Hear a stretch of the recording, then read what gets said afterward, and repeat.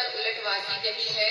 आज इस उलटवासी पर ही आप सबसे चर्चा करना चाहूंगी। गुरु ने पठाया चेला नई नियामत लाना। पहली नियामत लकड़ी लाना, जंगल झाड़ के पास न जाना, गीली सूखी छोड़ के चेला गठरी बांध के लाना। दूसरी नियामत जल ले आना, कुआं बावड़ी पास न जाना, नदी नाला छोड़ के चेला तुम्बा भर के लाना। तीसरी नियामत आटा लाना, ग्राम शहर के पास न जाना,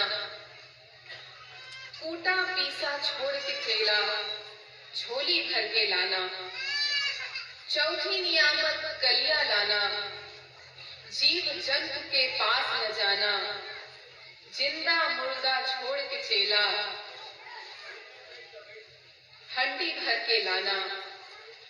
कहे कबीर सुनो भई साधो, यह पद है निर्वाणा रे, जो यह पद को अर्थ लगावे सोई संत सुजाना रे।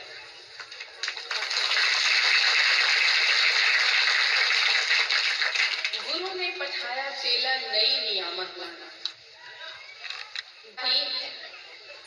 कि शिष्य को अपने गुरु के आश्रम में, गुरुकुल में जाकर विद्या अध्ययन करना पड़ता था और जब तक उसकी विद्या पूर्ण नहीं हो जाती थी उसे अपने गुरु के आश्रम में ही रहना पड़ता था। और भोजन की व्यवस्था के लिए शिष्य को ग्राम ग्राम नगर नगर जाकर भोज्य पदार्थों की व्यवस्था मांगकर करनी पड़ती थी। यह उस समय की प्रथा थी। तो उस परिपाटी को, उस व्यवस्था को साहेब ने आत्मा की उन्नति से किस प्रकार जोड़ा। देखिए कितना सुंदर उदाहरण साहब ने हमें समझाया है कि गुरु ने पठाया चेला नई नियामत लाना। नियामत अर्थात नियामत का क्या अर्थ होता है? अमृत के समान दुर्लभ परंतु उत्तम पदार्थ जो जीवन का कल्याण। जागने की आवश्यकता है, भागने के लिए हमारा कबीर पंथ नहीं कहता कि घर बार छोड़ दो, गुफाओं में चले जाओ, जंगलों में चले जाओ, परिवार का त्याग कर दो। नहीं, संसार में हो तो संसार में रहो। जैसे कि कहा जाता है कि न संसार को भूलो न साहेब को भूलो, रहो इस तरह जिंदगानी में कि जैसे रहता है कमल तालाब के बंद पानी में, ऐसे रहना है। कमल को देखिए तालाब में है, परंतु कमल के ऊपर तालाब के कीचड़ का, गंदगी का कोई प्रभाव नहीं होता। वह उससे बिल्कुल ऊपर निरासक्त सुंदर पवित्र रूप में बना रहता है। ऐसे ही इस जीव को रहना है, ऐसा वैराग्य धारण करना है कि संसार में रहे लेकिन संसार के विषय विकारों से, दुर्गुणों से अलग रहे, विलग रहे, परमात्मा के सद्गुरु के चरणों में। माया हुई न मन हुआ, मरी मरी गया शरीर, आशा कृष्णा ना मैं कह गए साहिब कबीर। तो ऐसा वैराग्य धारण करो कि कुछ और पाना शेष रह न जाए। इस मन को वैराग्य धारण कराओ, शरीर को वैराग्य धारण कराने की आवश्यकता नहीं है। तो जब ऐसी वैराग्य रूपी लकड़ी मिल जाए तो साहेब कहते हैं कि जो न राग द्वेष से गीली हो, सूखी हो, न जंगल झाड़ की हो, ऐसी मन के वैराग्य रूपी लकड़ी जब मिल जाए तो उसे गठरी बांध के ले आना, ऐसी लकड़ी लाना। आगे साहेब कहते हैं दूसरी नियामत जल ले आना, कुआं बावड़ी पास न जाना, नदी नाला छोड़ के चेला तुम्बा भर के लाना।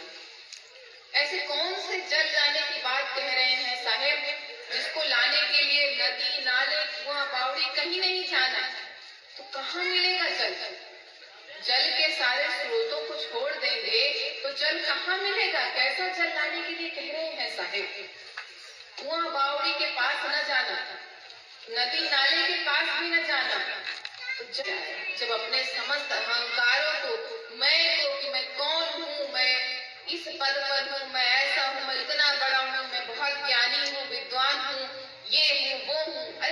कुछ नहीं, कुछ भी नहीं हूं मैं। जो कुछ हो वो तुम हो और तुम्ही को मुझे पाना है। मुझे अपने में कुछ नहीं खोजना है। जब यह भाव हृदय में आएगा, जब यह प्रेम की पीर हृदय में जागेगी, तब ही प्रेम का अर्थ समझ पाएंगे, तब ही प्रेम को जान पाएंगे और तब ही प्रेम का प्याला पी पाएंगे। साहब कहते हैं, प्रेम प्रेम सब कोई कहे, प्रेम न चीन्हे कोई, अघट प्रेम पिंजर बसे, प्रेम कहाँ बसे। क्या है प्रेम? तो प्रेम का बाह्य स्वरूप प्रेम नहीं है, वही भक्ति है और वही परमात्मा के पास ले जाने वाली शक्ति। तो ऐसा प्रेम हम जब करेंगे, प्रेम का एक रस, एक भाव, सतत निरंतर रहने वाला प्रवाह हमारे हृदय का हमें परमात्मा की प्राप्ति करा सकता है और वही है सच्चा प्रेम। तो ऐसा प्रेम हम करेंगे तभी तो परमात्मा मिलेंगे। अरे हम सब तो धन्य हैं जो हम कबीर पंथ में, जहाँ हमें हमारे कबीर साहब के परम शिष्य धनी धर्मदास जी साहब और आमीन माता हमें मार्ग दिखा रहे हैं कि देखो, समझो, भक्ति करनी है तो कैसे करें, प्रेम करना है तो कैसे करें, जीवन में वैराग्य लाना है तो कैसे लाएं, प्रेम की पीर, वेदना, पीड़ा कैसे करनी है, कैसे लानी है, साहब सिखा रहे हैं। हमें तो मार्ग मिला हुआ है, हम क्यों भटके, हम क्यों कहीं जाए। साहिब तो हमें सीधा सरल सच्चा स्पष्ट मार्ग दिखा रहे हैं कि ढाई आकर प्रेम का पढ़े सो पंडित हो। तो भिखारी नहीं बनना है हमें इस अनमोल मानव जीवन में इतना अनमोल अवसर मिला है कि हम कबीर पंथ में हैं, जहाँ हमें हमारे साहेब ढाई आखर प्रेम का पढ़ा रहे हैं, सुंदर अनूप भक्ति का पाठ पढ़ा रहे हैं। तो अनूप भक्ति पढ़कर भक्त बने, ढाई अक्षर प्रेम का पढ़कर प्रेमी बने, भिखारी न बने। आगे साहब कहते हैं, तीसरी नियामत आटा लाना। ग्राम सही मांसाहार करने की आवश्यकता नहीं है। किसी जीव को न मारो, मारना है तो स्वयं को मारो। और स्वयं को कब मार पाएंगे? जब अपने मैं को मारेंगे, अपने मन को इन विषय विकारों से दूर कर परमात्मा के शरण में, सदगुरु के चरण में लगाएंगे, तब स्वयं को मार पाएंगे। और ऐसी बलि के लिए साहब कह रहे हैं कि देनी है बलि तो अपने अहंकार की दो, काम, क्रोध, मद, लोभ, मोह, विषय विकार की बलि दो। और जब ऐसी बलि दोगे, ऐसा बलिदान दोगे, तब परमात्मा प्राप्त होंगे, तब मोक्ष का वास्तविक अर्थ हम समझ पाएंगे। जिंदा मुर्दा छोड़ के चेला, हंडी भर के लाना। मोक्ष का संबंध जिंदा मुर्दा से नहीं होता, क्योंकि मोक्ष का संबंध शरीर से नहीं होता। मोक्ष देना है, मोक्ष प्राप्त करना है, तो इस मन को प्राप्त करना है, इस आत्मा को प्राप्त करना है, शरीर को नहीं पाना है। शरीर मृत होता है, जीवित होता है, आत्मा मन मृत या जीवित नहीं होता। तो जब यह मन विषय विकारों से, विषय वासनाओं से, माया से, मोह से दूर हो जाएगा, अलग हो जाएगा, तब हमें मोक्ष मिलेगा, तब हम परमात्मा को प्राप्त कर सकेंगे, तब हम भक्ति में सदगुरु के साथ जुड़ सकेंगे। और जब ऐसी मोक्ष रूपी कलियां मिल जाए,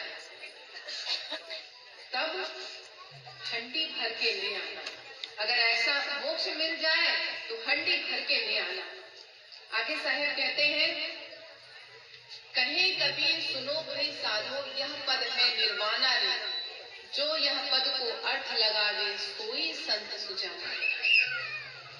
यह पद परम पद को प्राप्त कराने वाला है, परम तत्व की प्राप्ति कराने वाला है।